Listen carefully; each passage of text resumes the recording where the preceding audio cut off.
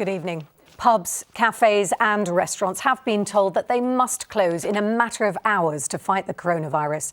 The Prime Minister's announcement came late this afternoon as some bars in the West were getting ready for their Friday night trade.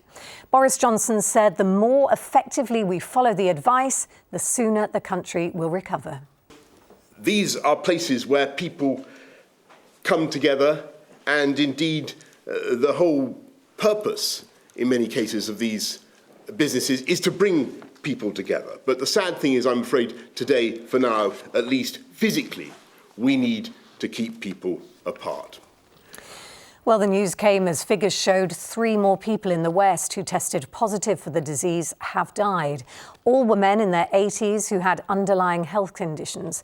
Well, Andrew Plant's in Bristol for us tonight. Andrew, this is a Friday night like no other. Yeah, Alex, even just this time last week, places like Park Street here in Bristol would have been filling up now, wouldn't they, with workers leaving to go for a Friday night beer or two and to meet their friends. But it is exactly that socialising aspect that the government says need to stop. That's what's causing the problems, and they need to keep people apart. Even after their advice to socially distance yourself a few days ago, all the bars and clubs, the cinemas even, were full of people. Now those venues will have to close, and nobody knows when they might open again. This was the week that finally broke this business. It withstood economic slowdown, it weathered winter storms, it couldn't cope with coronavirus, keeping customers away. Yes, it's certainly nothing we've seen before, nothing that we've seen in the UK for generations, I think. It's really sad seeing favourite haunts of everyone, kind of clubs, bars, restaurants, places that you've been going to for many years, just all closing their doors, and for many of them it's uncertain whether they'll be able to open again.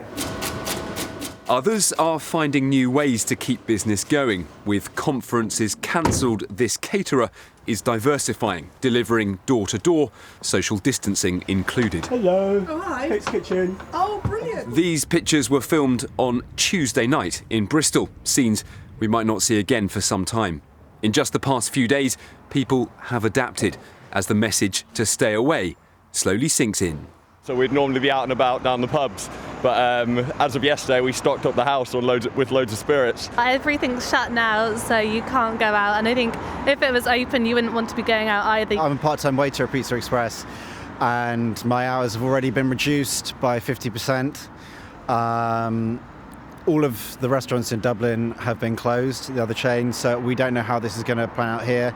This brewery in Salisbury, normally supplying up to 200 pubs, now with business drying up, taking barrels straight to people's front door.